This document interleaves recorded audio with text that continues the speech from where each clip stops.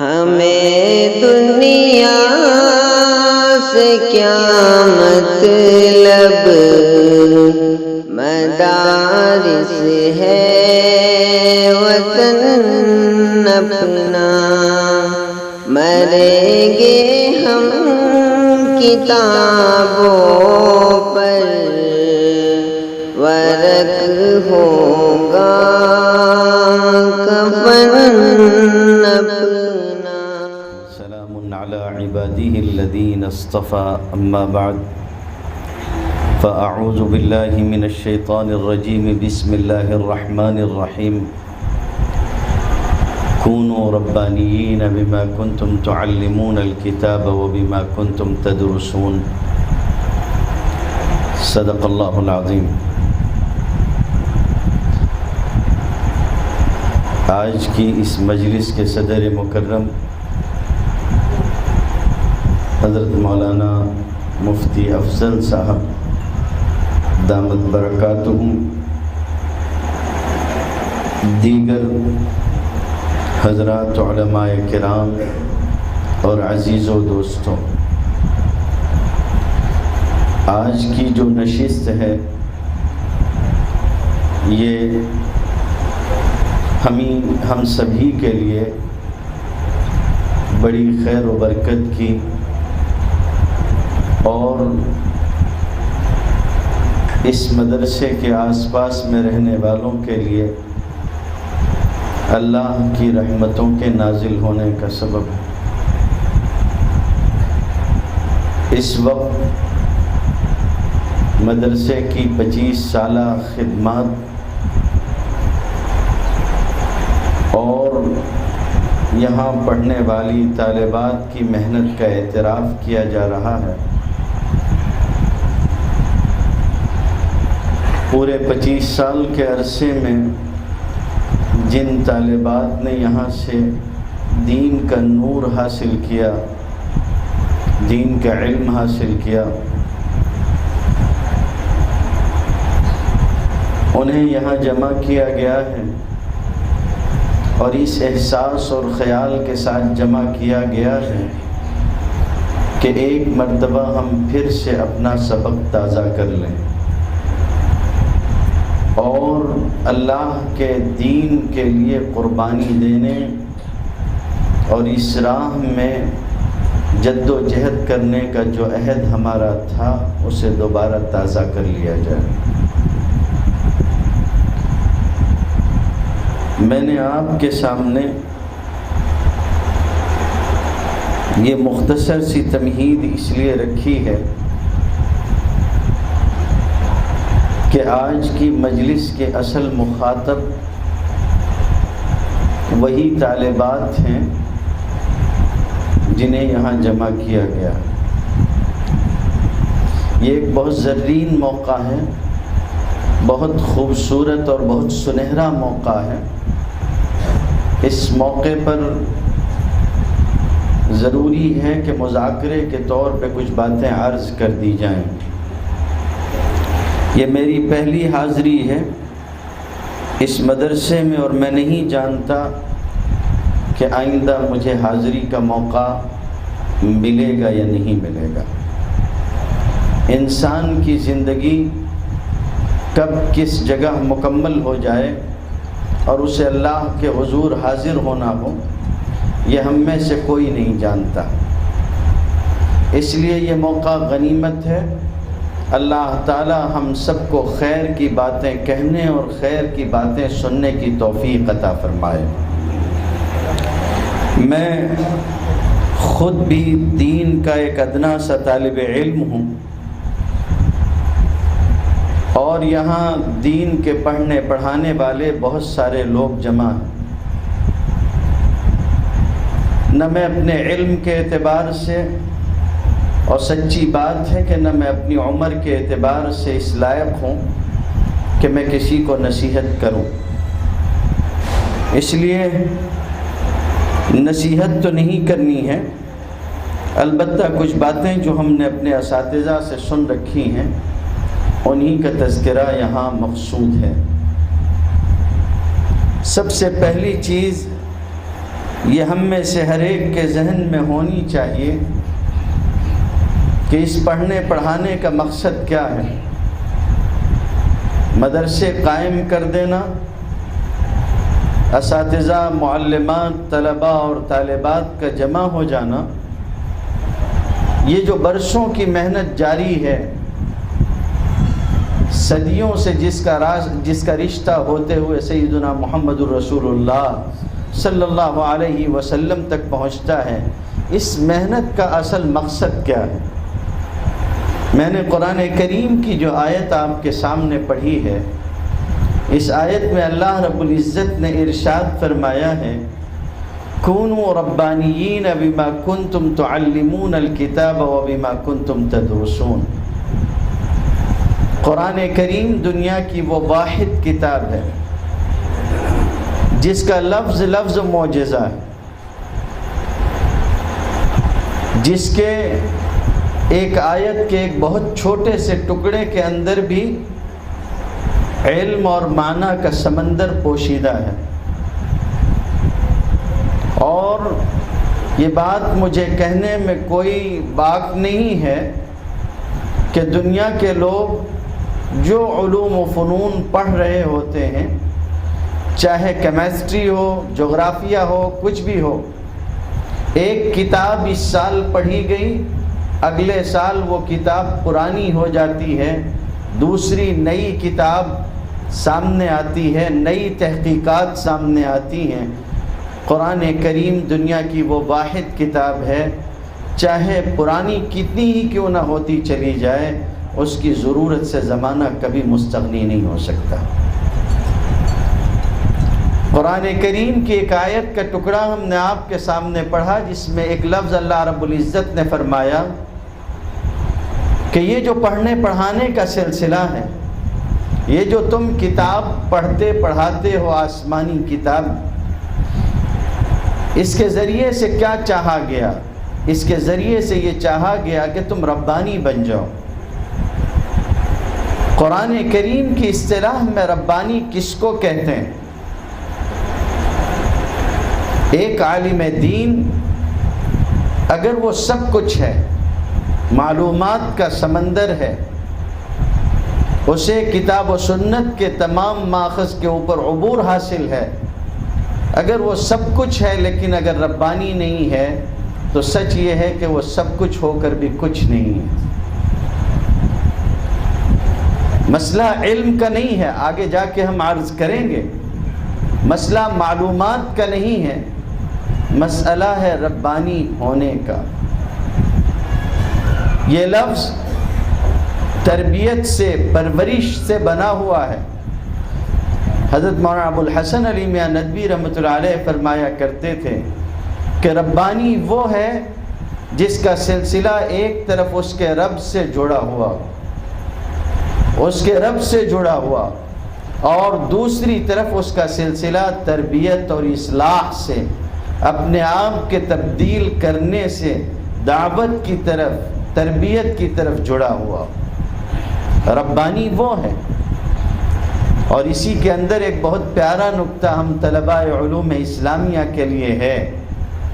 فرمایا گیا کہ کونوا ربانیین بما کنتم تعلمون الکتاب وبما کنتم تدرسون، تمہیں چاہیے کہ یہ جو کتاب تم پڑھتے پڑھاتے ہو، اس کے نتیجے میں تمہیں ربانی ہونا چاہیے۔ معلوم یہ ہوا کہ انسان پڑھانے کی منزل میں بھی ہو تب بھی اسے پڑھنا نہیں چھوڑنا چاہیے، تدریس کیوں نہ ہو رہی ہو تب بھی درس نہیں چھوٹنا چاہیے، مطالعے کی زندگی ختم نہیں ہونی چاہیے۔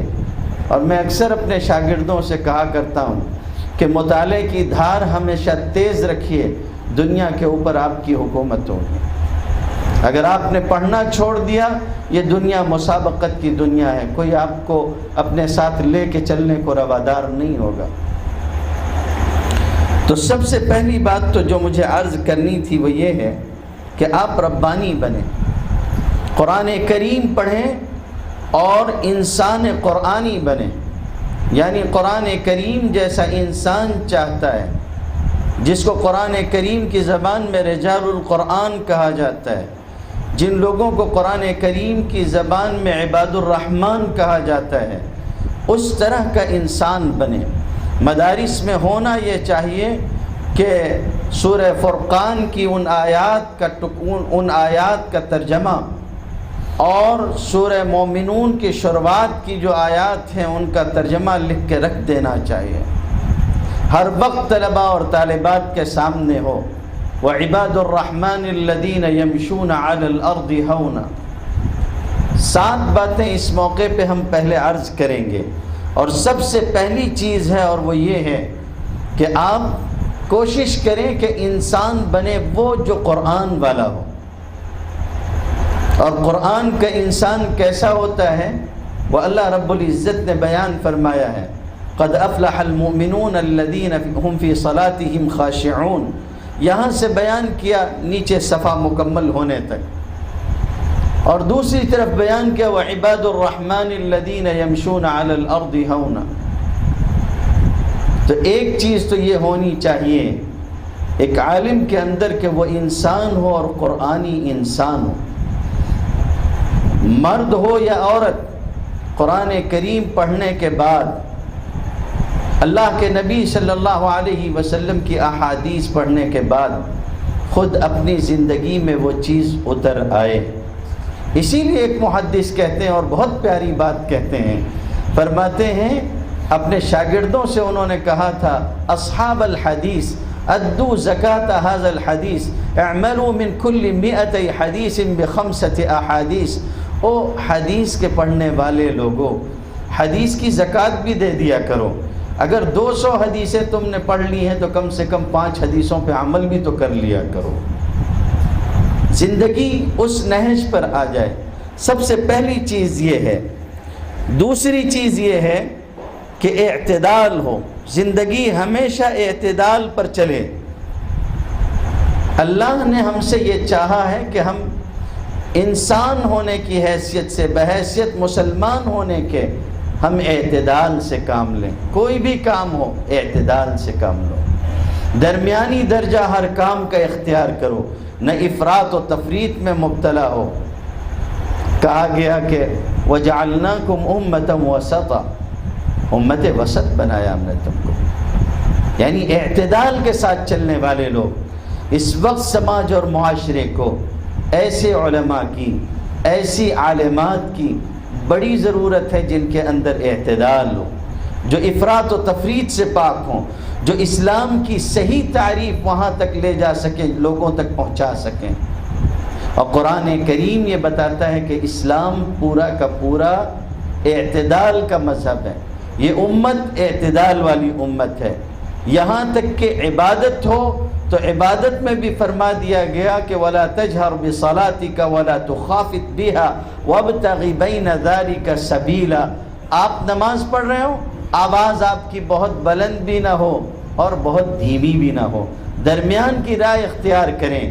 اگر آپ کسی غریب کو، مفلوق الحال کو کچھ دینا چاہتے ہیں، اس موقع پہ بھی کہا گیا کہ وَلَا تَجْعَلْ يَدَكَ مَغْلُولَةً إِلَىٰ عُنُقِكَ وَلَا تَبْسُطْهَا كُلَّ الْبَسْطِ۔ نہ تو یہ ہے کہ کسی کو دینے کے وقت ہاتھ گردن میں باندھ لو کہ کچھ دو ہی نہیں، اور نہ یہ کہ کسی کو اتنا دے دو کہ خود فقیر ہو جاؤ، لاچار ہو جاؤ۔ اسلام عدل کا، انصاف کا، اعتدال کا، درمیانہ روی کا، میانہ روی کا مذہب ہے۔ تو دوسری بات جو مجھے آپ سے عرض کرنی تھی وہ یہ کہ آپ اپنے اندر اعتدال پیدا کریں، ہم اور آپ اعتدال کا نمونہ بنیں۔ تیسری چیز ہے، عالم ہونے کے حیثیت سے یہ ذمہ داری ہوتی ہے کہ عام لوگوں کے مقابلے میں ایک عالم یا عالمہ کی زندگی ایسی ہونی چاہیے کہ وہ ہر حال میں، کسی بھی حال میں ہو، اللہ کا شکر ادا کرنے والا اور اس کی اطاعت کرنے والا ہو۔ جس نے سب کچھ جان لینے کے بعد اپنے رب سے شکوہ کیا، وہ اپنے رب کی مصلحتوں کو سمجھ ہی نہیں سکا۔ ایسا عالم جو اپنے رب کی مصلحتوں کو نہ سمجھ سکے، اس میں اور جاہل میں کوئی فرق باقی نہیں رہا۔ ہر حال میں اطاعت کرنا، اللہ تعالیٰ کی مرضیات میں راضی رہنا، ایک مرتبہ کسی بزرگ سے کسی نے پوچھا کہ آج کل کیسے حالات چل رہے ہیں، تو انہوں نے پلٹ کے اپنے مرید کو جواب دیا، چونکہ آج کل سب کچھ دنیا میں میری مرضی سے ہو رہا ہے، اس لیے میں بہت خوش رہتا ہوں، کوئی چیز میری مرضی کے خلاف نہیں ہوتی، اس لیے مجھے کوئی تکلیف نہیں ہے، میں بہت خوش ہوں۔ تو جو مرید تھا اس نے کہا حضرت یہ مقام تو حضور نبی کریم صلی اللہ علیہ وسلم کو بھی نہیں ملا کہ سب کچھ ان کی مرضی سے ہو، کتنے مقامات ایسے آئے جہاں معلوم ہوا کہ رسول اللہ صلی اللہ علیہ وسلم کی مرضی کچھ اور تھی۔ حضرت ابو طالب کی خدمت میں بیٹھے ہوئے تھے اور ان کا آخری وقت تھا اور چاہتے تھے کہ کلمہ ان کی زبان سے نکل جائے، نہیں ہو سکا، طبیعت آپ صلی اللہ علیہ وسلم کی متاثر ہوئی، تو اللہ نے تسلی دیتے ہوئے فرمایا تھا انک لا تہدی من احببت ولکن اللہ یہدی من یشاء، آپ جس کو چاہیں محبت رکھیں اور اس کو یہ چاہیں کہ ہدایت ہو جائے، ایسا نہیں ہے، اللہ جس کو چاہتا ہے اس کو ہدایت دیتا ہے۔ تو مرید نے پلٹ کے کہا کہ حضرت یہ مقام تو رسول اللہ صلی اللہ علیہ وسلم کو بھی نہیں ملا، تو آپ کو کہاں سے مل گیا؟ آپ تو ایک امتی ہو، آپ تو صحابی بھی نہیں ہو، آپ کو کیسے مل گیا؟ تو انہوں نے کہا بات اصل میں تم نے سمجھی نہیں، بات دراصل یہ ہے کہ میں نے اپنی مرضی کو اپنے رب کی مرضی میں فنا کر دیا، میں نے اپنی مرضی کو اپنے رب کی مرضی میں فنا کر دیا۔ اب یہ صورتحال ہے کہ میں کچھ بھی ہوتا ہے تو میری مرضی چونکہ وہی ہے جو میرے رب کی مرضی ہے، اس لیے ہر حال میں خوش رہتا ہوں۔ کسی نے کہا ہے ہر رنگ میں راضی برضا ہو تو مزہ دیکھ، جنت دنیا ہی میں بیٹھے ہوئے جنت کی فضا دیکھ، اگر ہر رنگ میں راضی ہو تو تمہاری یہ دنیا کی زندگی ہی جنت کی زندگی بن جائے گی۔ چوتھی بات جو ہمیں آپ سے عرض کرنی تھی وہ یہ ہے کہ ایک عالم کی زندگی میں یہ بھی ہونا چاہیے کہ اس کو انعامات الہیہ کا شعور ہو۔ کتنے لوگ ایسے ہوتے ہیں جو اس چیز سے خالی ہوتے ہیں کہ ان کی زندگی میں یہ چیز ہو کہ انعامات الہیہ، اللہ کے انعامات کا خیال، اور یہ بلا وجہ نہیں کہا جا رہا، اللہ کی نعمتوں، اس کی عنایتوں، اس کے دیے ہوئے کا احساس کرنا انسان کو بہت ساری برائیوں سے بچا لیتا ہے۔ اسی لیے تو جگہ جگہ اللہ رب العزت نے کہا یا بنی اسرائیل اذکروا نعمتی التی انعمت علیکم، او اسرائیل والو اس بات کا خیال کرنا کہ جو نعمتیں میں نے تم کو دی ہیں۔ جب کوئی بندہ نعمت کا خیال کرتا ہے تو غلطی نہیں کرتا، احسانات کا خیال ہو تو غلطی نہیں کرتا۔ چنانچہ یوسف علیہ السلام کو جب گناہ کی طرف بلایا گیا تو یوسف علیہ السلام نے گناہ سے انکار کرتے ہوئے کہا تھا کہ میں ایسا نہیں کر سکتا، انہ ربی احسن مثوائے، یہ جو میرا پالنے والا ہے ظاہری طور پہ عزیز مصر ہے، اس نے میری پرورش بہت اچھی سے کی ہے، میں اپنے محسن کو دھوکہ نہیں دے سکتا۔ انعامات الہیہ کا شعور ہو، اور اسی کا دوسرا حصہ ہے کلمات الہیہ کا فہم حاصل ہو۔ بہت زیادہ وضاحت کے ساتھ میں نہیں کہہ سکتا، عام مجمع بھی ہے، اس لیے جو خاص طور سے مخاطب ہیں وہ سمجھ سکتے ہیں۔ کلمات الہیہ کا فہم انہیں حاصل ہو، اور اسی کا تیسرا حصہ ہے کہ اللہ تعالیٰ کی خشیت اور اس کا خوف ان کا مسلک ہو۔ آگے اس کو اور بھی بیان کریں گے۔ پانچویں بات یہ ہے کہ زندگی امر بالمعروف اور نہی عن المنکر سے عبارت ہو، اور چھٹی چیز ہے کہ جو اللہ نے ان کو دیا ہے اس کو پہنچا دیں، چاہے ایک ٹکڑا ہی کیوں نہ ہو، جس کے پاس ہو اس کو چاہیے کہ پہنچا دیں۔ نبی کریم صلی اللہ علیہ وسلم نے فرمایا نظر اللہ امرا مسلما، اللہ تعالیٰ اس مسلمان کو تر و تازہ رکھیں جس نے میری حدیثیں سنی اور اس کو کسی اور تک آگے دوسروں تک پہنچا دیا۔ کتنی مرتبہ ایسا ہوتا ہے کہ سننے والا جو لے جا کے پہنچا رہا ہوتا ہے، جس کو سنا رہا ہوتا ہے یہ پہنچانے والے سے وہ سننے والا اس کا زیادہ محفوظ رکھنے والا ہوتا ہے۔ باتیں لوگوں تک پہنچاؤ۔ اللہ نے ایک ذمہ داری رکھ دی، جنہوں نے دین کا علم حاصل کیا اللہ نے یہ ذمہ داری خاص طور پہ ان کے کاندھوں پہ رکھی ہے۔ ہم لوگ جب ظاہری طور پر رسمی تعلیم سے فارغ ہو رہے تھے اس وقت ہمارے ایک استاذ نے ایک بہت پیاری بات کہی تھی۔ انہوں نے ہم سے کہا تھا کہ دیکھو حضور صلی اللہ علیہ وسلم سے ایک سلسلہ چلا تھا تعلیم کا، پڑھنے پڑھانے کا۔ آپ صلی اللہ علیہ وسلم نے اپنے صحابہ کو پڑھایا، صحابہ نے تابعین کو، تابعین نے تبع تابعین کو، بعد میں سلسلہ در سلسلہ یہ معاملہ ہم تک آیا اور ہم نے اپنے بات تم کو پڑھا دیا، ہم نے اپنی ذمہ داری پوری کر لی۔ دیکھو کوشش کرنا کہ اپنی زندگی میں کچھ لوگوں کو کم سے کم یہ علم منتقل کر دینا، اس لیے کہ اس سے زیادہ بدبختی اور شقاوت کی بات اور کچھ نہیں ہوگی کہ حضور سے خیر کا ایک سلسلہ چلے تمہاری ذات پہ آ کے ختم ہو جائے۔ اس لیے ایسا نہیں ہونے دینا، کوشش کرنا کہ اس سلسلے کو تم آگے بڑھا سکو، لوگوں تک پہنچا دو۔ اور نبی کریم صلی اللہ علیہ وسلم نے کیسی پیاری بات ارشاد فرمائی، فرمایا طوبى لشخص جعلہ اللہ مفتاحا للخیر، اس آدمی کے لیے خوشبختی ہے جس کو اللہ تعالیٰ خیر کا کھولنے والا بنا دے، اس کی ذات سے خیر دنیا میں پھیلنے والا ہو۔ اور ایسے آدمی کے لیے بڑی برائی کی بات ہے کہ جس کے ذریعے سے خیر بند ہوتا ہو اور شر کھولتا ہو۔ اس لیے اپنی ذات سے اس کی کوشش کریں۔ اور ساتویں چیز اس سلسلے کی جو مجھے عرض کرنی تھی وہ یہ ہے، جیسا کہ میں نے پہلے بھی کہا تھا کہ بات معلومات کی نہیں ہے، بات معلومات کی نہیں ہے۔ کبھی کبھی ایسا بھی ہوتا ہے کہ لوگ معلومات کے ساتھ گمراہ ہو جاتے ہیں۔ افرأیت من اتخذ الہہ ہواہ واضلہ اللہ علی علم، علم کے ساتھ لوگ گمراہ ہو جاتے ہیں، مسئلہ علم کا نہیں۔ ایک سادہ سا سوال ہے آپ سے، سوچئے گا تو سمجھ میں آئے گا، اور وہ یہ ہے کہ ہم لوگ کوئی بھی گناہ کرتے ہیں تو کیوں کرتے ہیں؟ ہمارے اندر اگر کوئی غلطی آ جاتی ہے تو کیوں آ جاتی ہے؟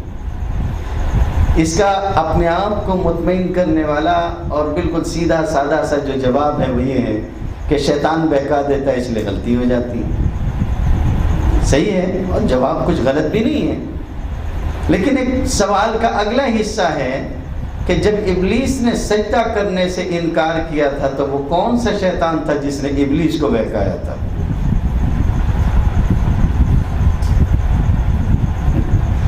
جی یہ اپنا نفس ہے جو اس کے ساتھ بھی لگا ہوا ہے، جو انسان کو بہکا دیتا ہے۔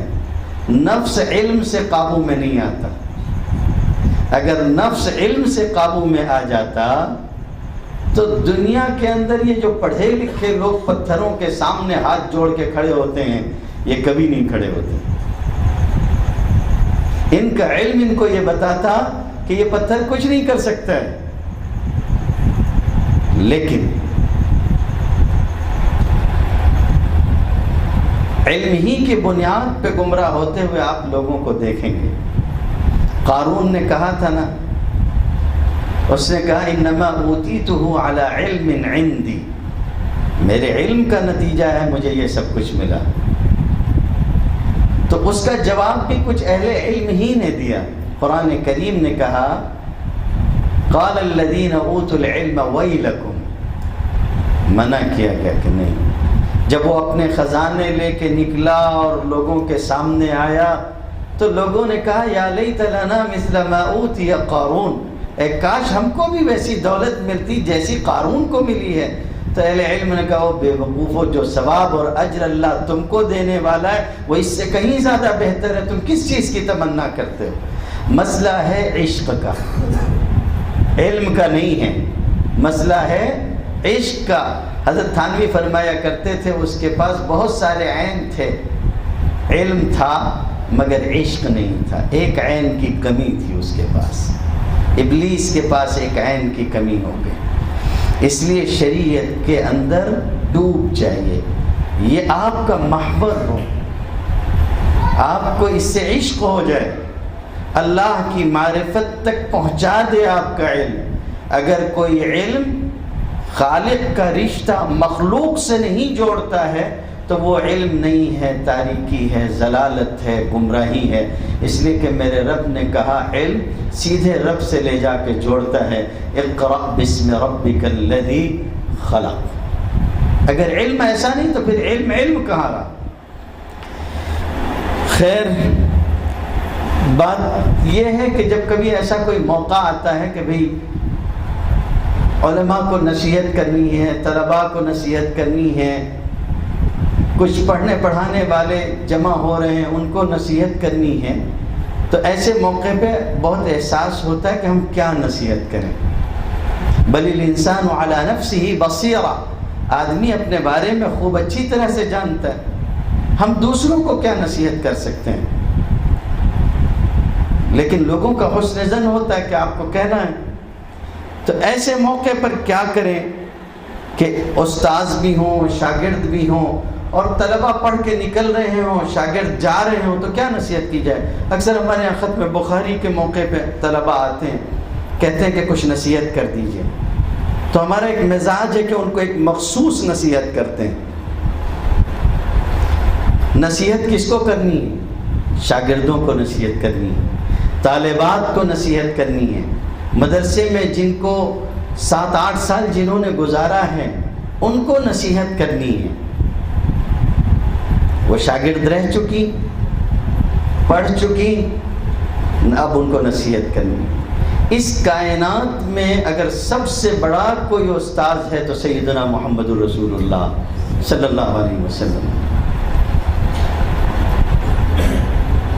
آپ خود فرما رہے ہیں کہ میں بھیجا ہی گیا ہوں استاذ بنا کر، بعثت معلما، بھیجا ہی گیا استاذ بنا کے، تو کسی شاگرد کو نصیحت ان سے اچھا کوئی کر لے، یہ ممکن نہیں۔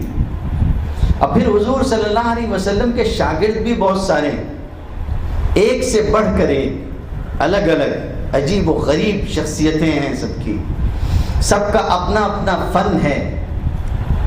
آپ صلی اللہ علیہ وسلم کے شاگردوں میں سے کس کو چنا جائے؟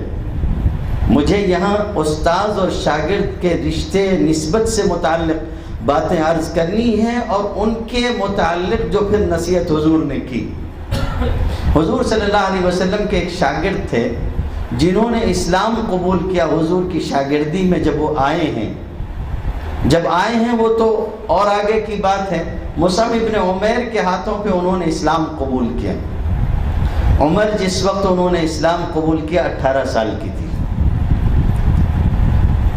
18 سال میں تو ہمارے یہاں ڈرائیونگ لائسنس ملتا ہے، تب مانتے ہیں کہ اب اس کی عقل ٹھیک ہوئی، بالکل نوجوانی کا زمانہ، کم عمر۔ آپ صلی اللہ علیہ وسلم کے ارد گرد بڑے صحابہ بھی ہیں، بڑی عمر کے صحابہ بھی ہیں، خود حضرت ابو بکر صدیق رضی اللہ تعالیٰ عنہ کی عمر میں اور حضور صلی اللہ علیہ وسلم کی عمر میں چند سال کا فرق ہے۔ ایسے میں بالکل نوجوان صحابی، اور اسلام بھی قبول کیا ایک دم نوجوان صحابی کے ہاتھ پہ۔ مصعب ابن عمیر بالکل نوجوان تھے۔ پھر وہاں سے مکہ مکرمہ حج کے زمانے میں آئے، بیعت میں شریک ہوئے۔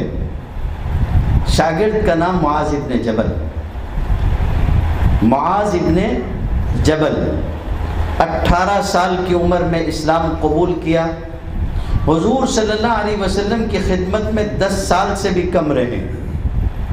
سوچ سکتے ہیں آپ، تھوڑی سی مدت ان کو ملی۔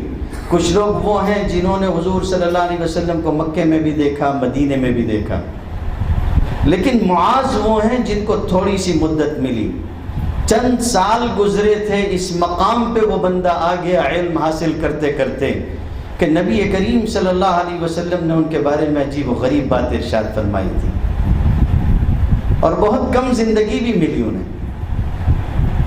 سب سے زیادہ ان کی عمر جو بیان کی گئی ہے وہ 38 سال کی، 18 سال اگر اس میں سے نکال دیجئے تو 20 سال، 20 سال میں سے چند سال رسول اللہ صلی اللہ علیہ وسلم کے ساتھ رہے ہیں۔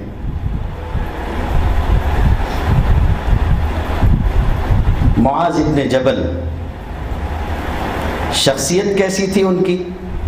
یعنی ان کے علم پہ بات کرنے سے پہلے ہم ان کی شخصیت سمجھیں۔ آپ سوچ سکتے ہو کہ کیا کہا ہوگا حضور نے ان کے بارے میں؟ زیادہ سے زیادہ ہم اور آپ کتنا سوچ سکتے ہیں کسی نوجوان کے بارے میں؟ خیال کیجئے کہ کائنات کا بادشاہ بیٹھا ہوا ہو، سیدنا محمد الرسول اللہ صلی اللہ علیہ وسلم، اللہ نے ان کو دونوں جہان کا سردار بنایا۔ آپ تشریف فرما ہو، تصور اور خیال میں سوچئے کہ وہ جس سے بات کرنے کا شرف کسی کو خواب میں مل جائے تو لوگ کہتے ہیں اس کو حضور کی بشارت ہوئی ہے۔ فخر کے ساتھ کہتا کہ میں نے اللہ کے رسول صلی اللہ علیہ وسلم کو خواب میں دیکھا۔ حضور صلی اللہ علیہ وسلم تشریف فرما ہیں، نوجوان پاس میں بیٹھا ہوا ہے، اور آپ صلی اللہ علیہ وسلم نے فرمایا یا معاذ انی لاحبک فی اللہ، معاذ اللہ کی قسم میں تم کو پسند کرتا ہوں، مجھے تم سے محبت ہے اللہ واسطے۔ تو آگے سے معاذ نے کہا واللہ انا احبک فی اللہ یا رسول اللہ، اللہ کے رسول مجھ کو بھی اللہ واسطے کی آپ سے محبت ہے۔ اس درجے کی ان کی شخصیت تھی۔ ایسا نوجوان، ایسا مخلص طالب علم، نبی کریم صلی اللہ علیہ وسلم کا ایسا شاگرد۔ ایک موقع پہ آپ صلی اللہ علیہ وسلم نے بہت سارے صحابہ کے نام لیے، فرمایا نعم الرجل ابو بکر، نعم الرجل بہترین آدمی ہے ابو بکر، نعم الرجل عمر، عمر ایک اچھے آدمی ہیں۔ آپ صلی اللہ علیہ وسلم نے فرمایا نعم الرجل ابو عبیدہ، امین الامہ ہیں، فرمایا ابو عبیدہ اچھے آدمی۔ بہت لوگوں کو بیان کیا، انہی لوگوں میں حضرت ابو بکر کو بیان کیا جا رہا ہے، حضرت عمر کو بیان کیا جا رہا ہے، حضرت ابو عبیدہ کو بیان کیا جا رہا ہے۔ کیسے اونچے اونچے لوگ ہیں، انہی میں ایک انتہائی کم عمر نوجوان کے بارے میں آپ نے فرمایا نعم الرجل معاذ، معاذ بھی بہترین آدمی۔ چند چوٹی کے لوگ بیان کیے جا رہے تھے، ان میں تذکرہ کیا حضور صلی اللہ علیہ وسلم نے معاذ ابن جبل کا۔ ان کی علمی شان کیسی تھی؟ حضرت عمر رضی اللہ تعالیٰ عنہ کے زمانے میں وہ شام کے علاقے میں تھے۔ حضرت عمر شام میں تشریف لائے، ایک جگہ تھی، اس جگہ کا نام جابیہ تھا، وہاں ایک دروازہ بھی تھا۔ وہاں آ کے جب حضرت عمر نے خطبہ دیا، وہ خطبہ جابیہ کے نام سے مشہور ہے، بہت مشہور خطبہ مانا جاتا ہے۔ حضرت عمر نے خطبہ دیا جابیہ کے مقام پہ، خطبہ دیتے دیتے ارشاد فرمانے لگے من اراد الفقہ فلیأت معاذ بن جبل، جو آدمی دین کی سمجھ حاصل کرنا چاہتا اس کو چاہیے کہ معاذ بن جبل کے پاس جائے۔ ایک دم کم عمر نوجوان جس کا یہ عالم ہے، فرمایا کہ جس کو علم حاصل کرنا ہو معاذ بن جبل کے پاس جائے۔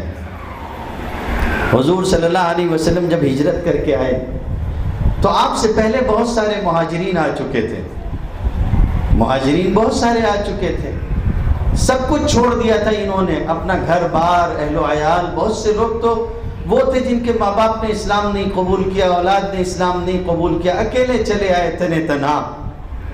حضور صلی اللہ علیہ وسلم نے ایک مہاجر کی دوسرے انصاری سے بھائی چارے کا رشتہ کروا دیا، مواخات کروا دی۔ حضور صلی اللہ علیہ وسلم نے سب کو بھائی بھائی بنا دیا، یہ انصاری، یہ مہاجر کا بھائی، یہ اس کا ساتھ دے گا۔ یہ ایمانی اخوت کی بنیاد قائم کی گئی تھی۔ خود رسول اللہ صلی اللہ علیہ وسلم نے اپنے آپ کو حضرت علی کے ساتھ رکھا تھا، دونوں مہاجر ایک ساتھ۔ حضرت معاذ ابن جبل ایسا علمی آدمی، اور ساتھ کس کا ملا؟ معاذ ابن جبل انصاری ہیں، مدینہ طیبہ کے رہنے والے ہیں۔ عبداللہ ابن مسعود رضی اللہ تعالیٰ عنہ جو خود علم کا ایک بہت بڑا پہاڑ ہیں، ان کو حضرت عبداللہ ابن مسعود کو حضرت معاذ ابن جبل کا بھائی بنایا۔ یہ دونوں بھائی، حضور صلی اللہ علیہ وسلم نے فرمایا تأخذ القرآن من اربعۃ، قرآن 4 لوگوں سے حاصل کرو، قرآن 4 لوگوں سے حاصل کرو۔ پہلا فرمایا من ابن مسعود، عبداللہ ابن مسعود سے، دوسرا فرمایا ابی ابن کعب سے، تیسرا فرمایا معاذ ابن جبل سے، اور چوتھا فرمایا سالم مولا ابی حذیفہ سے۔ 4 میں سے 2 وہ ہیں جو دونوں آپس میں بھائی ہوئے۔ عبداللہ ابن مسعود جیسا قرآن کریم کا عالم معاذ ابن جبل کا بھائی بنایا گیا۔ یہ بھی اللہ کا بہت بڑا انعام ہے کہ گھر میں ایسی دولت حاصل ہو، کسی کو گھر میں رشتوں کے اندر ایسی چیز نصیب ہو جائے۔ معاذ ابن جبل کو یہ چیز اللہ تعالیٰ نے عطا فرمائی کہ عبداللہ ابن مسعود جیسا شخص ان کا بھائی بنا۔ خود حضرت معاذ ابن جبل کے بعد عبداللہ ابن مسعود کے سامنے قرآن کریم کی آیت پڑھی گئی کہ ابراہیم علیہ السلام تنہا ایک امت تھے، یعنی لوگوں کو سمجھانے والے معلم الخیر تھے، اور قانت تھے، یعنی اللہ تعالیٰ کے مطیع و فرما بردار تھے۔ ان ابراہیم کان امتا قانتا للہ حنیفا ولم یک من المشرکین۔ تو آگے سے نوفل کے سامنے حضرت عبداللہ ابن مسعود نے کہا کہ ان معاذ کان امتا قانتا، کہ معاذ خود جو ہے وہ ایک امت تھے اور وہ قانت بھی تھے۔ تو کہنے لگے کہ میں نے کہا کہ ابو عبد الرحمن سے غلطی ہو گئی، ان ابراہیم کی جگہ وہ پڑھتے ہیں کہ ان معاذ۔ تو کہا کہ نہیں، ہم نے یہ اس لیے کہا ہے کہ جیسے اللہ نے فرمایا کہ ابراہیم ایسے تھے، ہم بھی گواہی دیتے ہیں کہ واقعی معاذ ایسا تھا کہ لوگوں کو خیر سکھاتا تھا، لوگوں کے لیے علم کا ذریعہ تھا، اور اللہ کا بڑا مطیع و فرما بردار بندہ تھا۔ سالم بن ابی حسمہ کہتے ہیں کہ حضور صلی اللہ علیہ وسلم کے زمانے میں اللہ کے رسول ہیں، موجود ہیں، کچھ لوگوں کو ذمہ داری دی گئی کہ لوگ مسائل تم سے پوچھنے آئیں گے، تم جواب دو گے، مسائل تم سے پوچھنے آئیں گے، تم جواب دو گے۔ اللہ کا نبی ہے لیکن ہر ایک کا جواب نہیں دے سکتا، سبھی آ کے ایک ہی سے پوچھیں یہ ممکن نہیں، تو تم شریعت لوگوں کو بتاؤ گے۔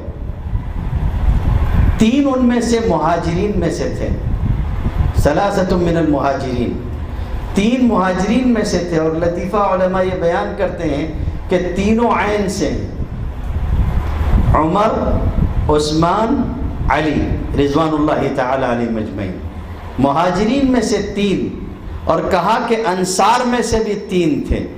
انصار میں سے کون سے 3 تھے؟ تو فرمایا کہ انصار میں سے جو 3 تھے ان میں سے ایک تو ہیں معاذ ابن جبل، دوسرے ہیں حضرت زید، معاذ ابن جبل اور ابی ابن کعب۔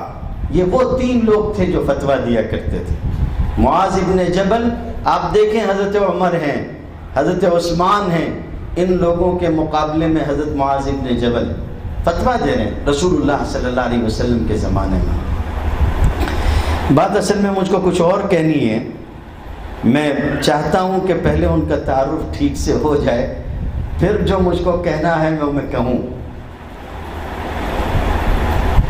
کسی انسان کی زندگی، کسی عالم کی زندگی ہونی کیسی چاہیے؟ ابی ابن کعب کا تذکرہ بار بار آیا، فتویٰ دینے والے 3 انصاری لوگوں میں ایک ابی ابن کعب، قرآن جن 4 لوگوں سے لینا ہے ان میں ایک ابی ابن کعب۔ ابی ابن کعب سے کسی نے پوچھا کہ معاذ ابن جبل کے بارے میں کیا کہتے ہو؟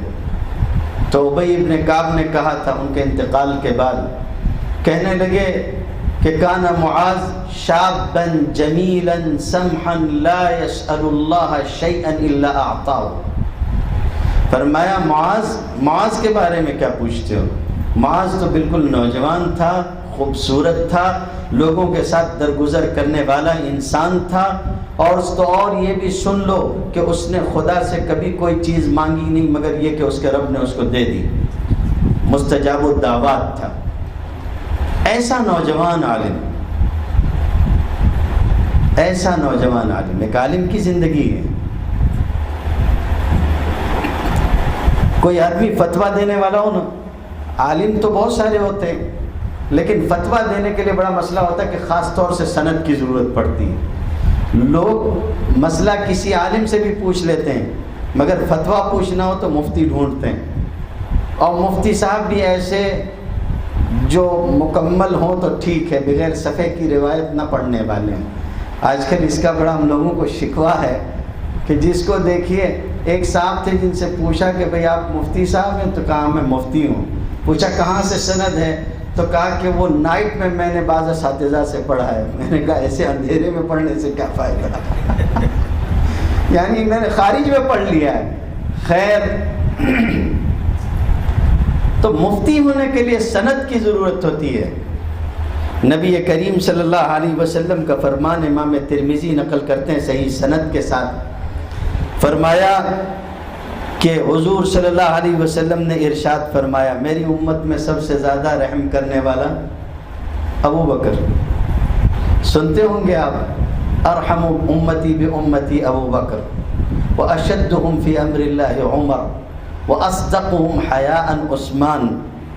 آگے فرمایا وَأَقْرَأُهُمْ أُبَيْ بْنِ كَعْبٍ، اس روایت میں اسی ترتیب پہ ہے وَأَقْرَأُهُمْ أُبَيْ بْنِ كَعْبٍ، اور ان میں قرآن کا سب سے بہترین قاری ابی بن کعب ہے. اور آگے فرمایا کہ وَأَعْلَمُهُمْ بِالْحَلَالِ وَالْحَرَامِ مُعَاذُ بْنُ جَبَلٍ. اعلمهم بالحلال والحرام، ترتیب یہ ہے کہ حلال و حرام کا سب سے بڑا عالم اگر ان کے اندر کوئی ہے تو معاذ بن جبل ہے. یہ چیز حلال ہے، یہ حرام ہے، یہ اللہ نے جائز رکھی، یہ ناجائز ہے، اس کا سب سے زیادہ جاننے والا اگر کوئی ہے تو معاذ بن جبل ہے. افرزهم زید بن ثابت، اقرأهم ابی بن کعب، وَلِكُلِّ أُمَّةٍ أَمِينٌ وَأَمِينُ هَذِهِ الْأُمَّةِ ابو عبیدہ. حضور صلی اللہ علیہ وسلم کی سند تھی ان کے پاس کہ یہ آدمی حلال و حرام کا سب سے بڑا عالم ہے. بلکہ یہ بھی کہا گیا کہ جتنا قرآن اترا اس پورے قرآن کو جمع کرنے والے بہت کم لوگ ہیں، کہ پورا قرآن انہوں نے حفظ کر لیا. انصار میں سے 5 لوگ تھے، ان میں سے ایک معاذ بن جبل. اس طرح کا آدمی حضور صلی اللہ علیہ وسلم نے ان کو چنا. کس کام کے لیے چنا؟ یمن کے لوگوں نے کہا تھا کہ ہم کو ایک استاذ چاہیے، ایک معلم آپ ہم کو عطا فرما دیں، ہم لوگ چاہتے ہیں کہ کوئی سکھانے والا ہو. حضور صلی اللہ علیہ وسلم نے اپنے ہزاروں صحابہ میں سے حضرت معاذ ابن جبل کو چنا، اس لیے کہ ان کی شان ہی یہی تھی کہ وہ امت کو یہ بتلا سکتے تھے کہ یہ حلال ہے اور یہ حرام ہے. ایک عالم اگر امت کو یہ نہ بتلا سکے کہ یہ حلال ہے یہ حرام ہے تو پھر اس کا عالم ہونا کسی طور فائدے کی چیز نہیں ہے. نصاب پورا کر لینا کافی نہیں ہے، بلکہ اس کے اندر یہ چیز ہونی چاہیے. اب ایک بات سنیں، میں اب جو کہنے جا رہا ہوں یہ وہی اصل چیز ہے جو کیوں میں نے حضرت معاذ کا تذکرہ کیا.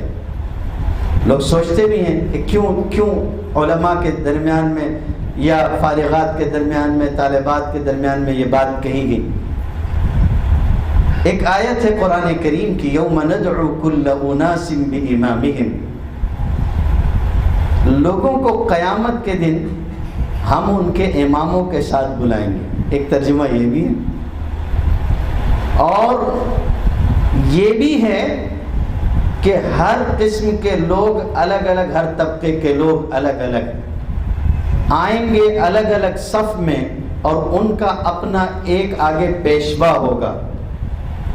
پھر سارے امت ہو کے اپنے نبی کے پیچھے ہوں گے، لیکن ہر صف کے آگے ان کا ایک پیشوا. حضور صلی اللہ علیہ وسلم نے فرمایا کہ کل قیامت کے دن معاذ علماء کی صف کا، علماء کا پیشوا ہوگا. اس لیے ہم نے ان کو چنا تاکہ اگر علماء کو نصیحت کرنی ہو تو حضرت معاذ کی زندگی پیش کی جائے، اس لیے کہ حضرت معاذ وہ ہیں جو کل ہمارے امام ہوں گے، قیامت کے دن ہماری صف کے آگے ہوں گے. فرمایا کہ امام العلماء یوم القیامت معاذ بن جبل برتوۃ او برتبۃ، الگ الگ باتیں حضور صلی اللہ علیہ وسلم سے نقل کی گئی ہیں.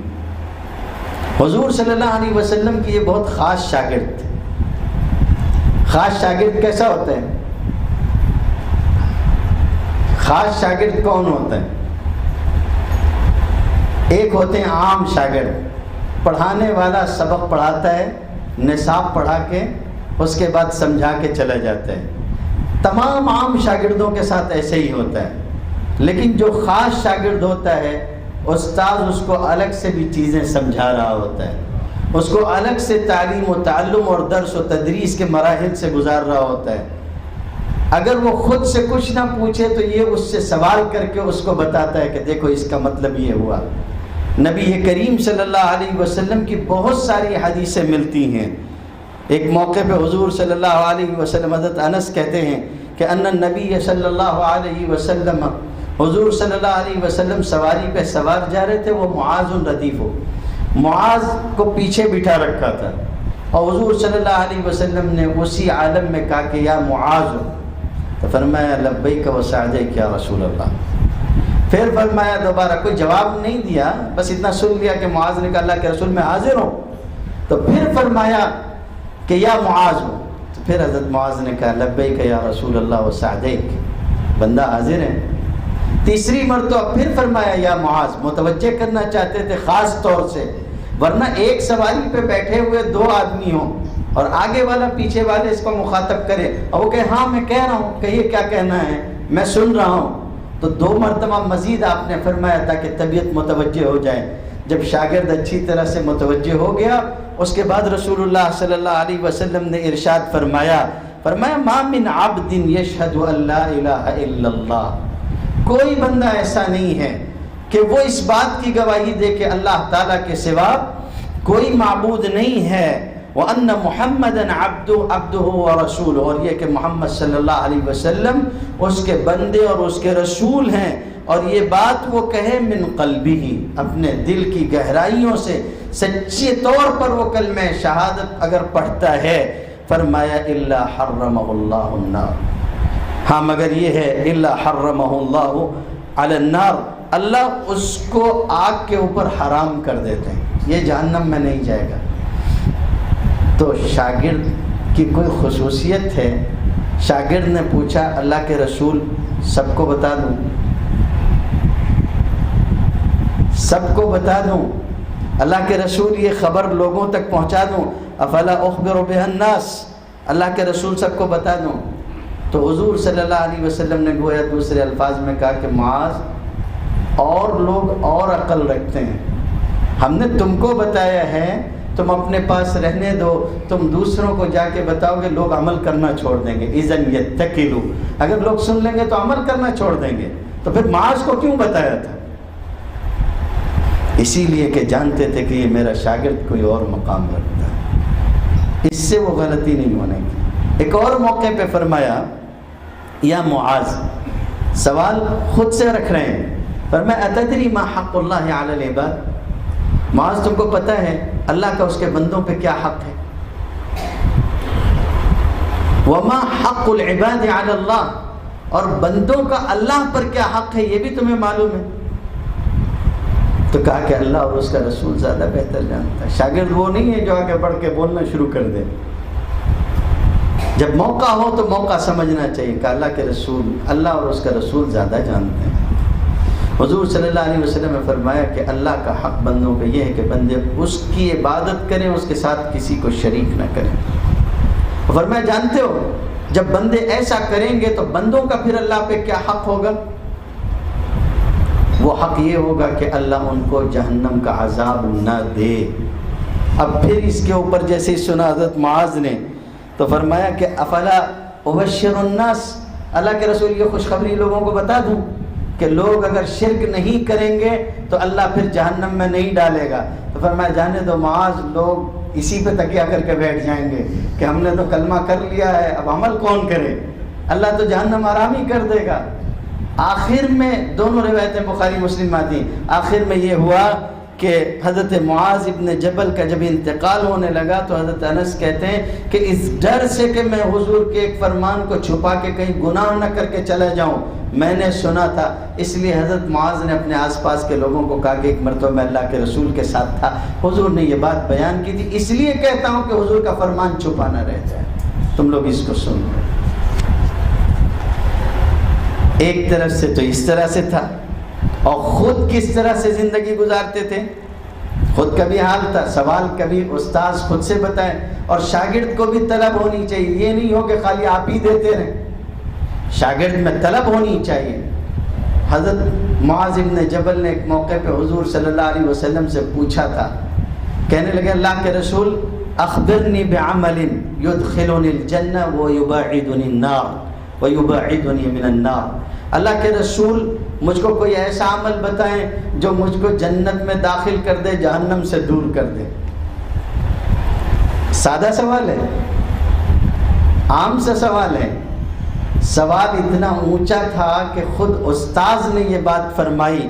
نبی کریم صلی اللہ علیہ وسلم فرماتے ہیں کہ معاذ لقد سألت عن عظیم، معاذ تم نے بہت عظیم بات کے بارے میں سوال کیا ہے، لیکن بات بہت بڑی صحیح، مگر اتنا خیال رکھنا وَإِنَّهُ لَيَسِيرٌ عَلَى مَن يَسَّرَهُ اللَّهُ، مگر معاملہ آسان ہے اس کے لیے جس پہ اللہ آسان کر دے.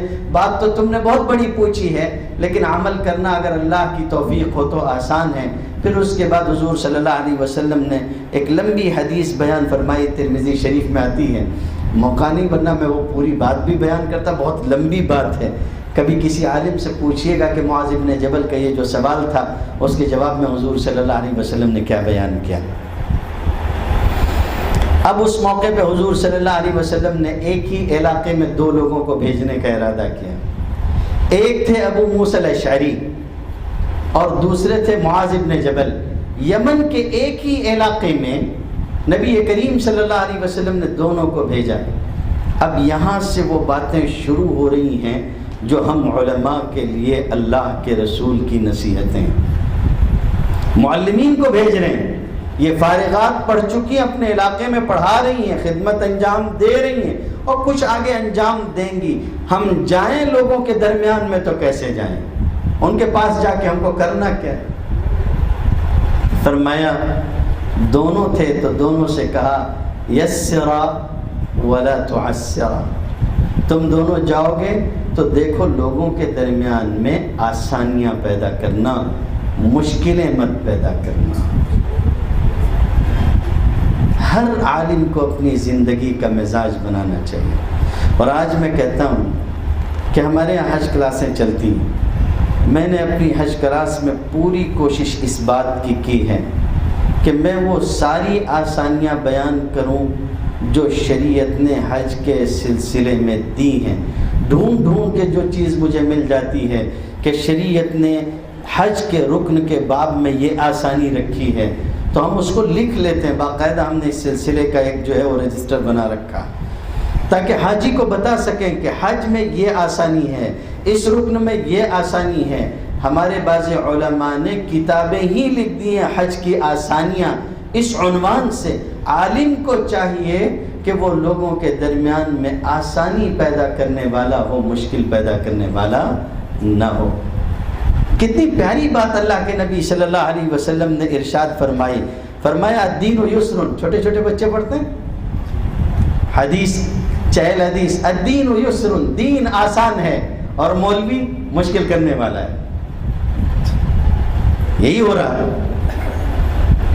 حضور صلی اللہ علیہ وسلم کے پاس ہمارا ایک ساتھی ہے ہمارے یہاں اسلام آباد میں، وہ ہمارے ساتھ حج میں تھا.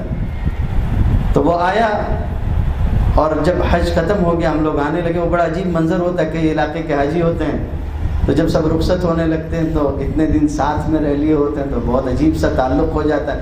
خصوصاً حج کا تعلق تو بالکل ہی الگ ہوتا ہے.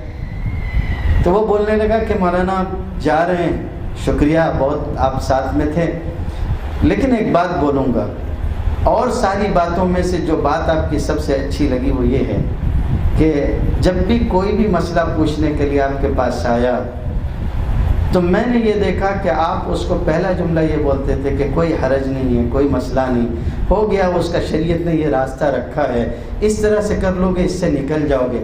تو آنے والا بہت الجھن میں آتا تھا اور یہ سن کے کہ کوئی حرج نہیں، اس سے حج فاسد نہیں ہوا، حج خراب نہیں ہوا، صدقہ ہے یا یہ چیز ہے، اس طرح سے کر لو یا یہ لوٹا لو عمل، یہ ٹھیک ہو جائے گا. تو یہ چیز آپ کو میں نے بہت اچھی کہتے دیکھی. تو میں نے کہا تم کیا سمجھتے ہو کہ ہم نے یہ اپنے گھر سے بنا لیا؟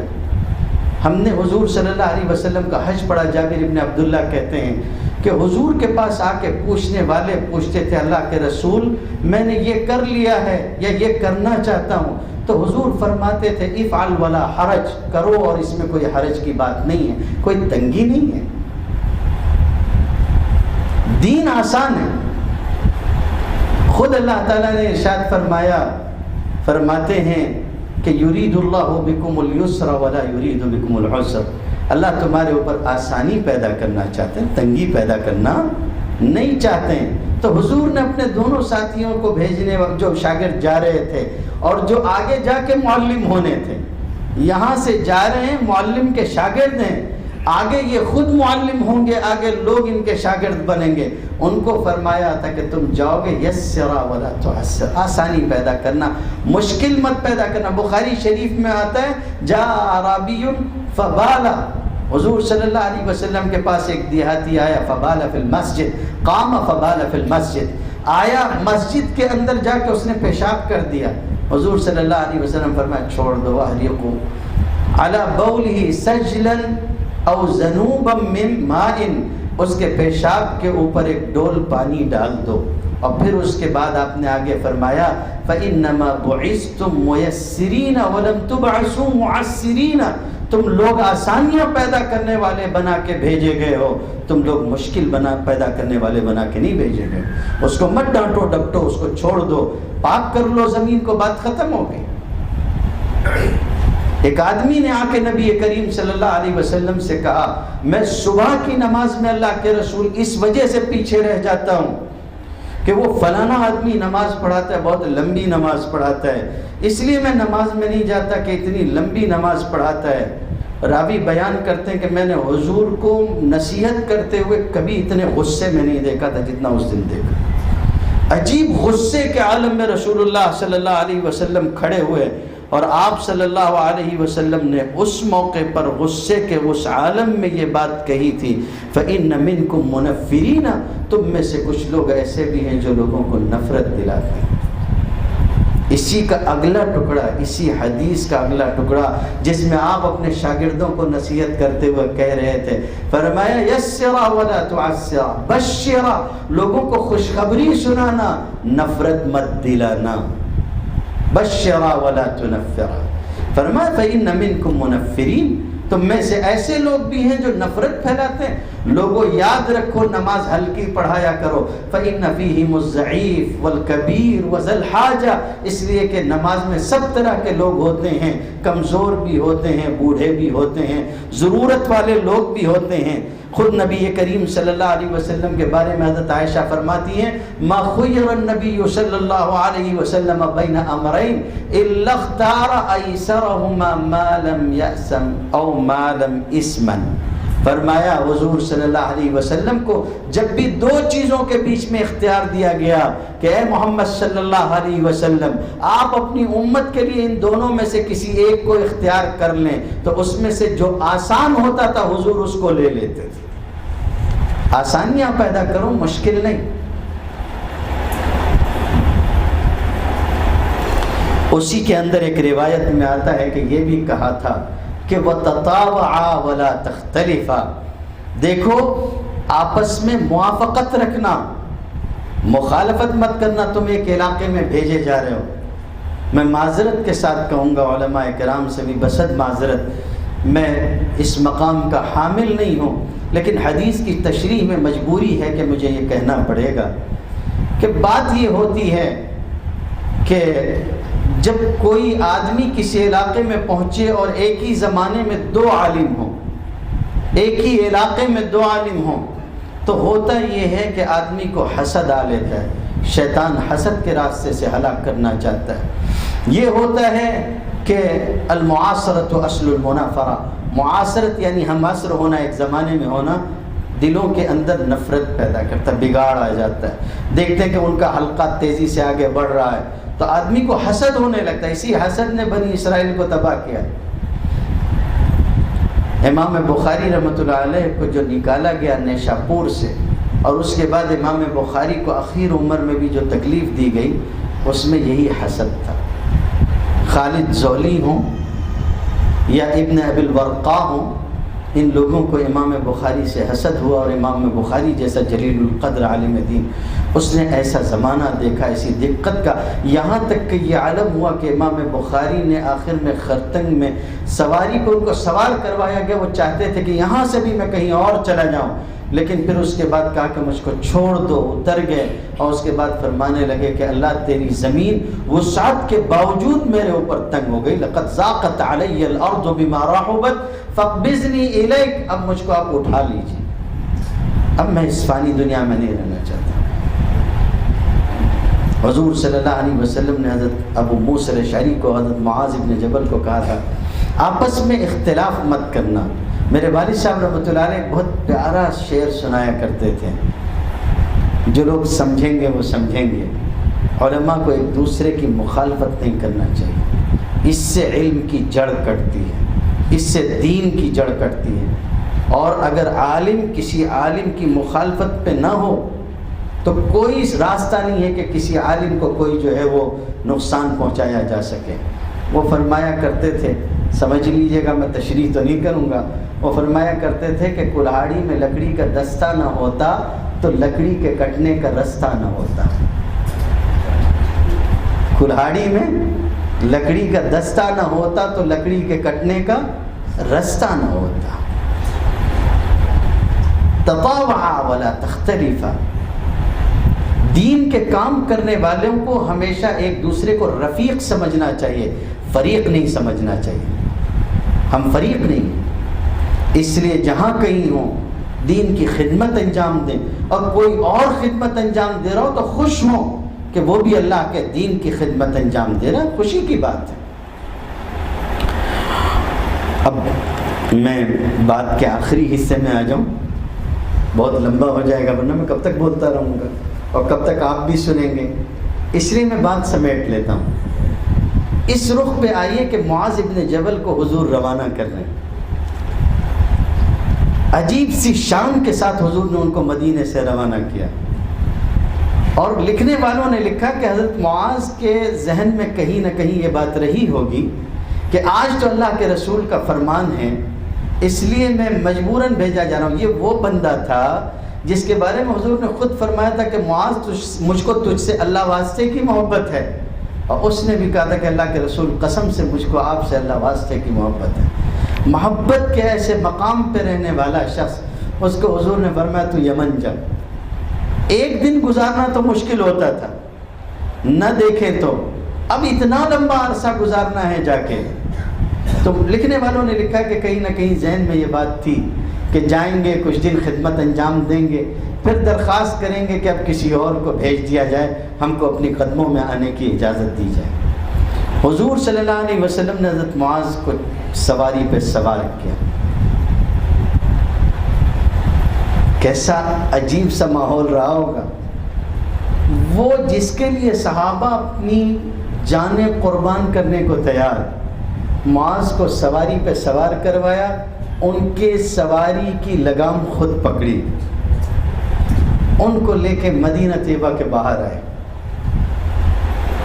وہاں کھڑے ہوئے حضرت معاذ رو رہے تھے، جدائی تھی، اور ایسے موقع پہ عجیب جملہ حضور نے کہا اپنے شاگرد سے۔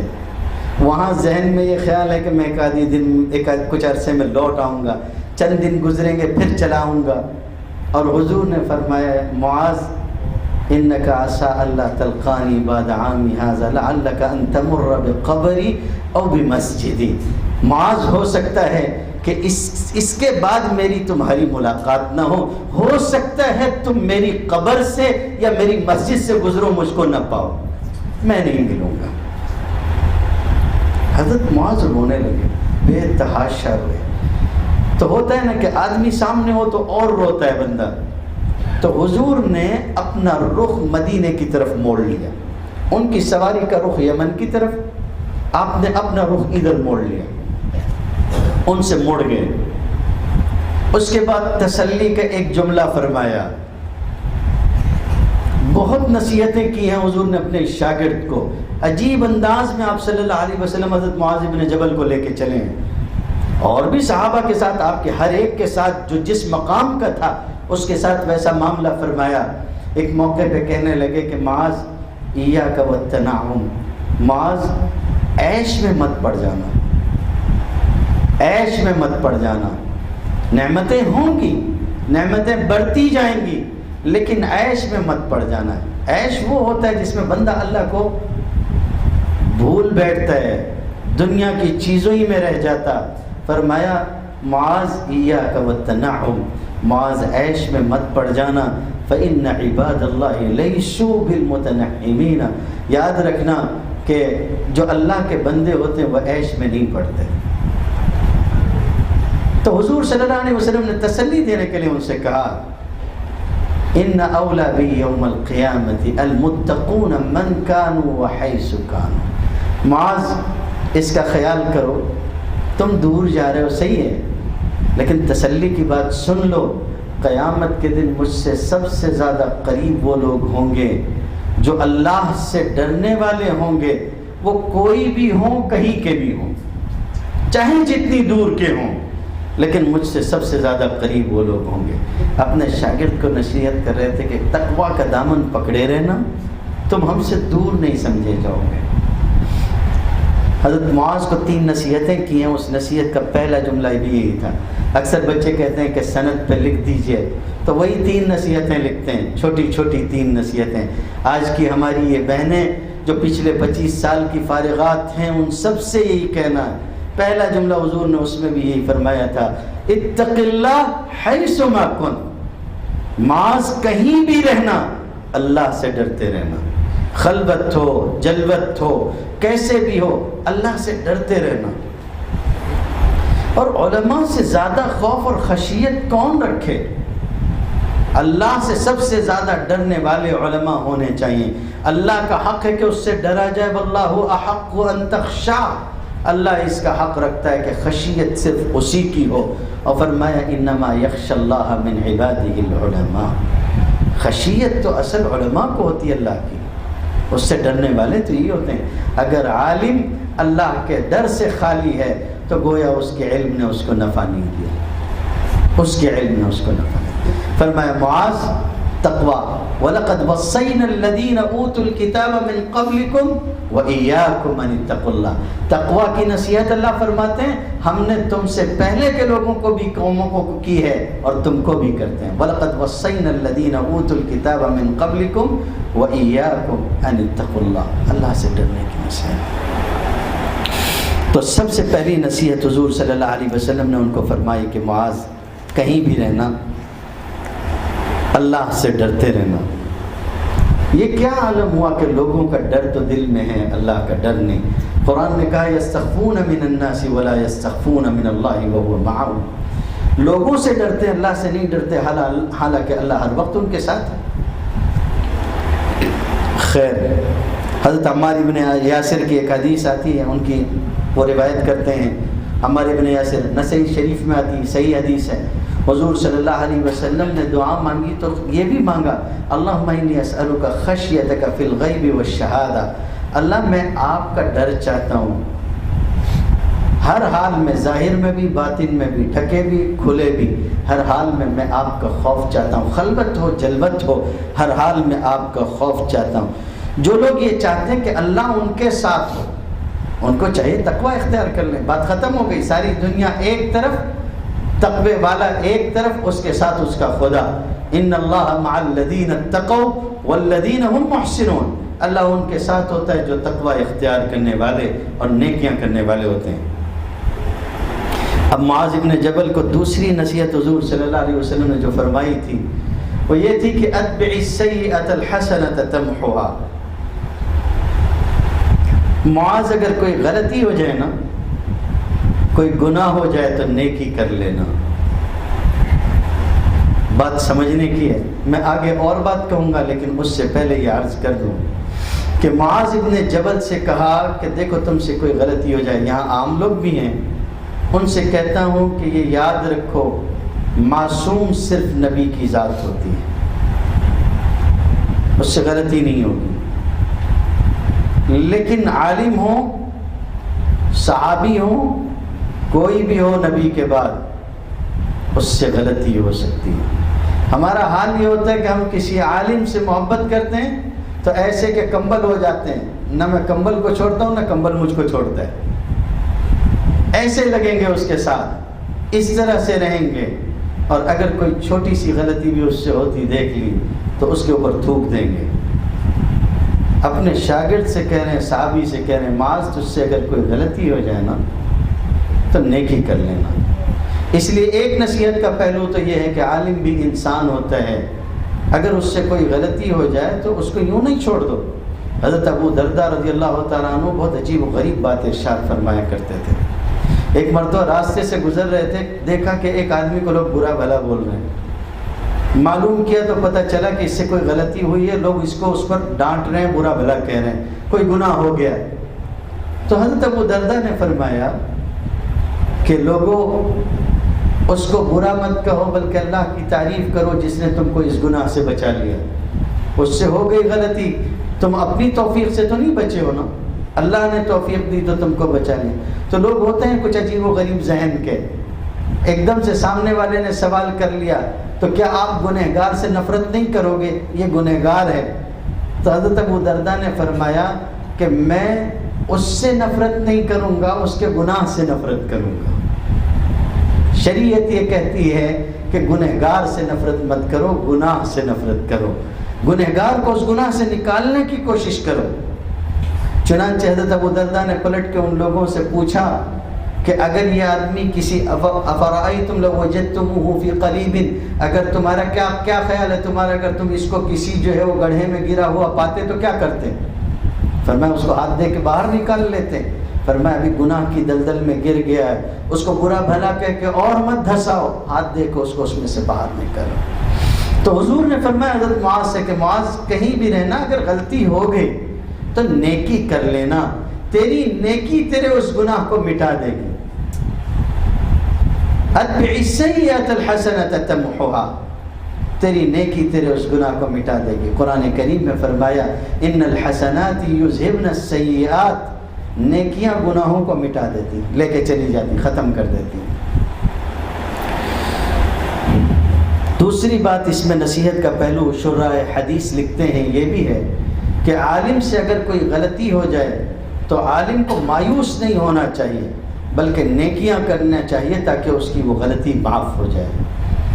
آخری بات جو نبی کریم صلی اللہ علیہ وسلم نے ان سے فرمائی تھی وہ یہ، خالق الناس بخلق حسن، لوگوں کے ساتھ اچھے اخلاق سے پیش آنا، لوگوں کے ساتھ اچھے اخلاق سے پیش آنا۔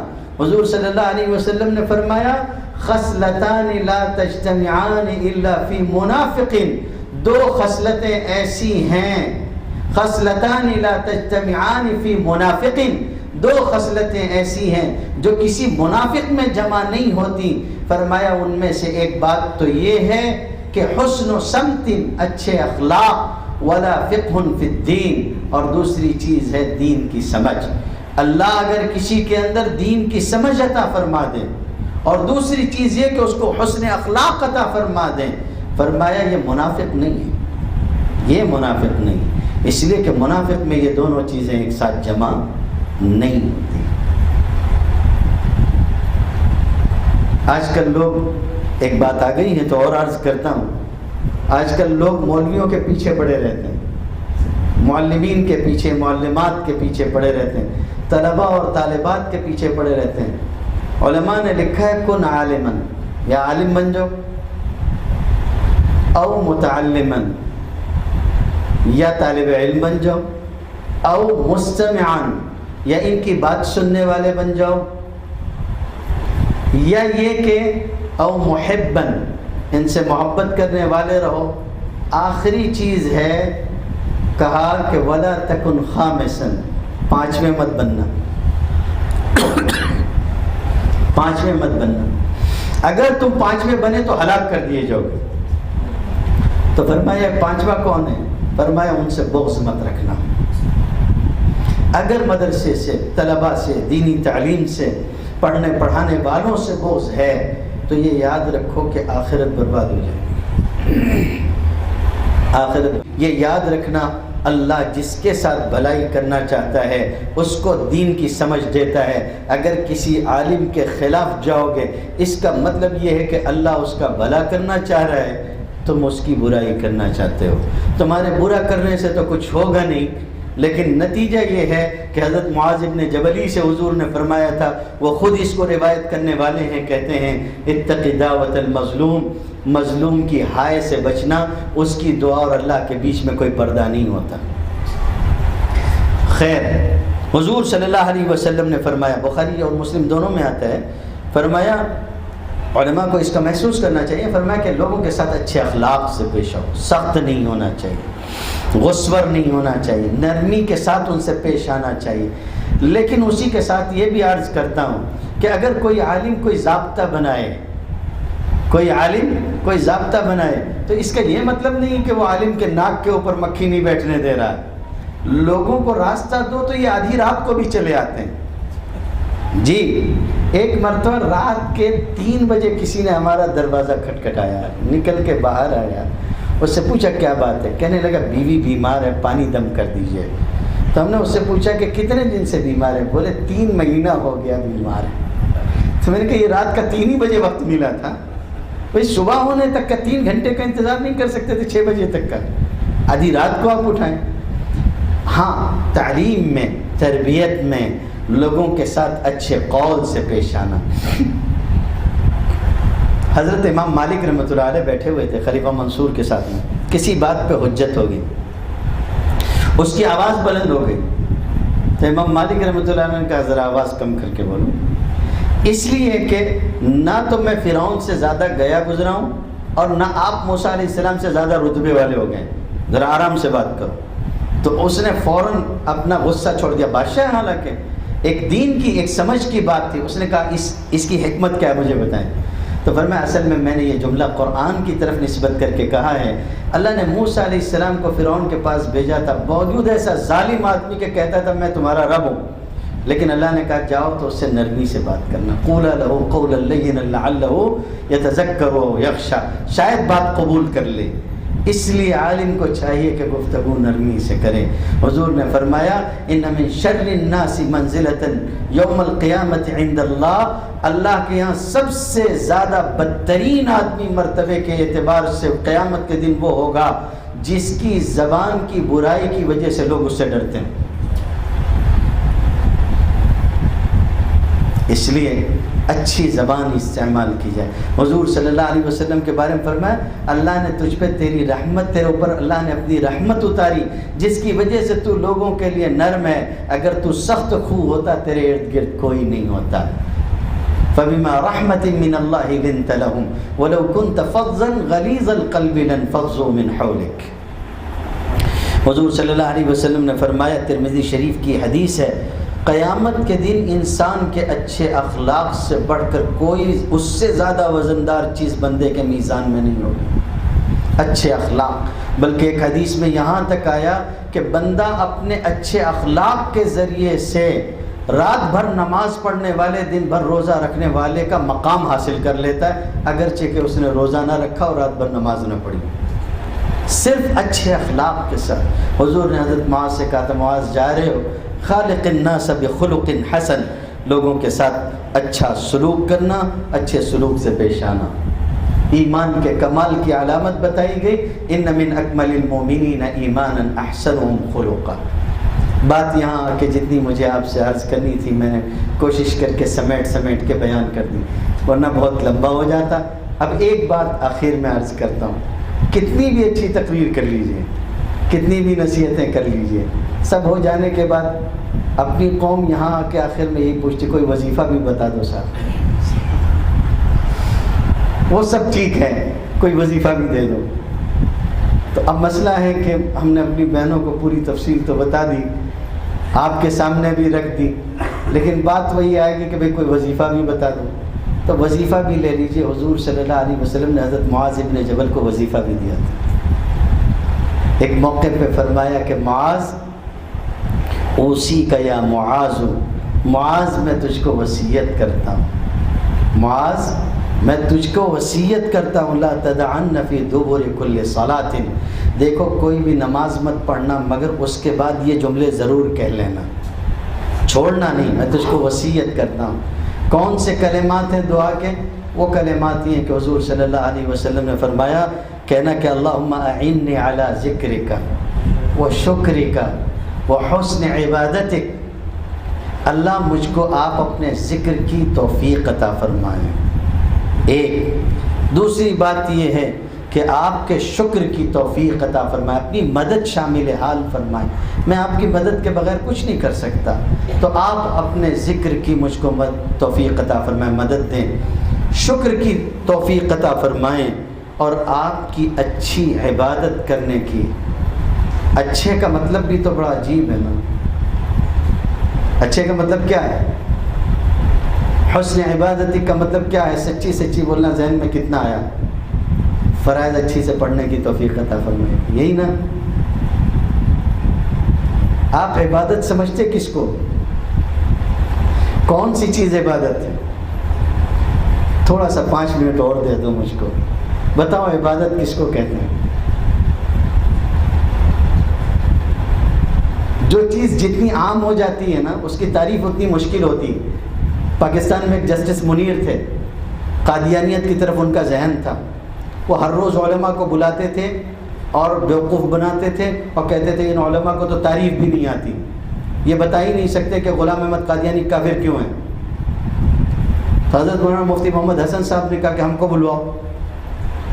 اشرفیہ میں شیخ الحدیث تھے، بہت بڑے عالم ربانی، اور میں ہم کو بلاؤ پھر تمہارا سمجھ میں آئے۔ بلوایا اس نے، آئے وہ، اور آنے کے بعد بتایا کہ قادیانی کافر کیوں ہیں، اس لیے کہ وہ ضروریات دین کا انکار کرتے ہیں۔ اس نے کہا آپ نے تو سمجھا دیا، دوسرے کیوں نہیں سمجھا پاتے ہیں؟ تو فرمایا بات جب عام ہو جاتی ہے نا تو تعریف مشکل ہو جاتی ہے، اس کو سمجھانا مشکل ہو جاتا ہے، بات بہت عام ہوتی ہے۔ اس نے کہا مجھ کو سمجھاؤ کیسے؟ تو حضرت نے فرمایا گلاس کس کو بولتے ہیں؟ گلاس کس کو بولتے ہیں؟ تو اس نے کہا جس میں پانی پیتے ہیں۔ حضرت نے فرمایا وہ تو پیالے میں بھی پیتے ہیں۔ تو فرمایا وہ جو لمبا سا ہوتا ہے، تو حضرت نے فرمایا بوتل بھی لمبی سی ہوتی ہے۔ اب آپ کیسے طے کریں گے کہ گلاس کیا ہوتا ہے؟ تعریف کریے نا گلاس کی، اس کی ڈیفینیشن کیا ہے؟ تو جو چیز جتنی عام ہو جاتی، عبادت کس کو کہتے ہیں؟ جی، اللہ کی مرضی کا جو کام ہو وہ عبادت ہے، اور جس چیز میں اللہ کی مرضی نہیں وہ عبادت نہیں۔ بلکہ بات تو میں اور کہہ سکتا تھا لیکن اور گہری ہو جائے گی، ذرا وہ مشکل ہو جائے گی، اس کو چھوڑ دیجیے، اتنے ہی سے سمجھیں، ورنہ میں آپ سے چلیے وہ بھی کہہ دیتا ہوں، اللہ اس کے نفع کو عام فرمائے، اس کے شر سے ہم سب کو بچا لے۔ جس کو نہیں کرنے کا اللہ نے حکم دیا ہے، اگر اس کو ویسے ہی کرو گے کہ یہ کام میں نہیں کروں گا، یہ بھی عبادت ہے۔ جن چیزوں کے نہ کرنے میں اللہ کی مرضی ہے ان کو نہ کیا جائے تو آپ عبادت کر رہے ہیں، اور جن چیزوں کے کرنے میں اللہ کی مرضی ہے ان کو آپ کریں تو آپ عبادت کر رہے ہیں۔ جیسے روزہ ہے، روزہ کیا ہے؟ عبادت ہے۔ رمضان بھر آپ نے روزہ رکھا، چھوڑ دیتے تو آپ کے اوپر سزا ہے، فرض ہے، آپ چھوڑ نہیں سکتے ہو۔ عید والے دن بھی رکھ لو، حرام ہے، وہی روزہ ہے، وہی سورج ہے، وہی غروب ہوگا، وہی سب کچھ ہوگا، کوئی آگے طبیعت کوئی چیز بدلی تو نہیں نا؟ وہاں اللہ کی مرضی تھی اس لیے فرض تھا، یہاں اللہ کی مرضی نہیں اس لیے نہیں ہے۔ 5 وقت کی نمازیں ہیں، 3 وقت ایسے ہیں جن میں آپ نماز نہیں پڑھ سکتے، پڑھ لو گے تو گناہ ہوگا، وہی عبادت ہے، وہی سب کچھ ہے، اللہ کی مرضی کے خلاف ہوا۔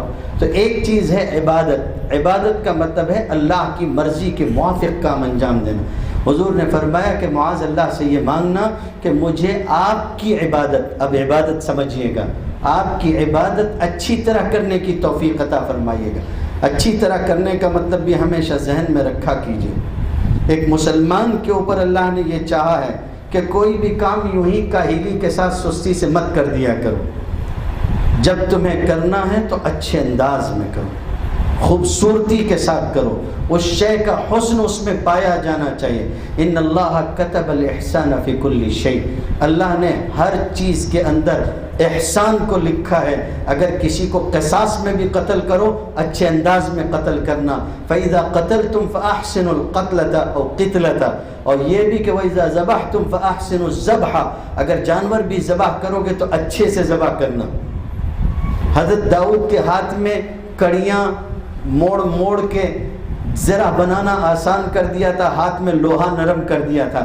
أَلَنَّا لَهُ الْحَدِيدِ، کڑی سے کڑی ملاتے، چھلے سے چھلا ملاتے، ایک پورا لباس بناتے اس کو۔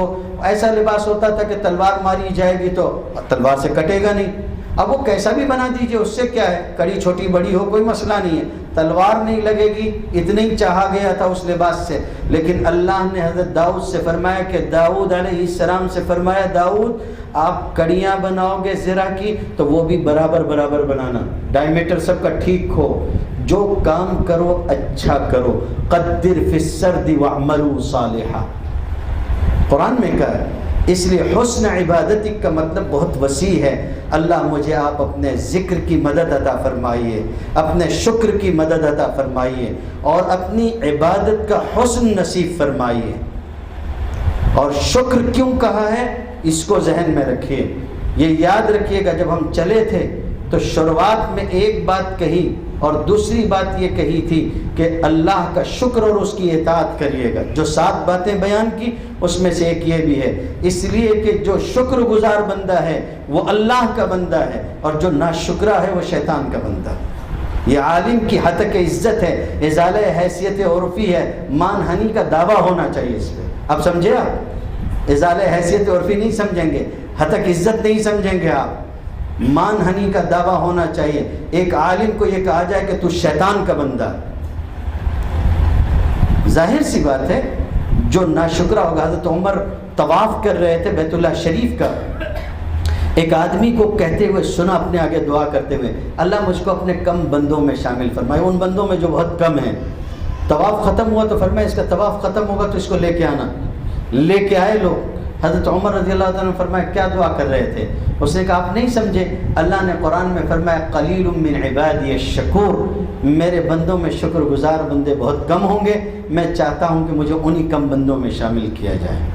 اور رہا شیطان کا بندہ ہونا جو ہم نے آپ سے کہا ہے، تو یہ یاد رکھیے گا کہ شیطان کا بندہ ہونا یہ ہے کہ جب اللہ نے فرمایا جا میں نے تجھے اجازت دے دی، تو اس نے کہا تھا لآتینہم من بین ایدیہم ومن خلفہم، میں آگے سے بھی آؤں گا، پیچھے سے بھی آؤں گا، دائیں سے بھی آؤں گا، بائیں سے بھی آؤں گا، اور میرے آنے کا نتیجہ یہ ہوگا، جو میرے چنگل میں آ گیا یہ ہوگا کہ وَلَا تَجِدُ أَكْثَرَهُمْ شَاكِرِينَ، ان میں سے اکثر کو آپ شکر گزار نہیں پائیں گے، نا شکرہ ہو جاتا ہے بندہ، یہ شیطان کا بندہ ہے۔ اور جو پہلی بات کہی گئی تھی کہ مجھے تیرے ذکر کے اوپر مداومت اور مدد عطا فرمائیے، یہ ہے آپ خود کہتے ہو کہ لا حول ولا قوت الا باللہ، نیکیاں کرنے کی کوئی قوت اور گناہوں سے بچنے کی کوئی طاقت سوائے اللہ کی ذات کے نہیں ہے۔ کبھی اپنے اوپر اعتماد مت کرنا کہ یہ جو کام ہم کرتے ہیں یہ ہمارے کرنے سے ہو رہا ہے۔ جو توفیق ملی ہمارے ماں باپ کو، ہمارے اساتذہ کو، معاونین مخیرین کو، خود ہم کو پڑھنے پڑھانے کی، ان سب کا نتیجہ صرف ایک اللہ کی توفیق ہے۔ اللہ نیک اعمال کرنے کی توفیق عطا فرمائے۔ وآخر دعوانا الحمدللہ رب العالمین۔ اگر ہمارے ویڈیوز آپ کو پسند آ رہے ہوں تو لائک، کمنٹ اور شیئر کریں، اور مزید نئی ویڈیوز کے لیے ہمارے چینل دعوت میڈیا کو سبسکرائب کریں اور بیل آئیکن پر کلک کریں۔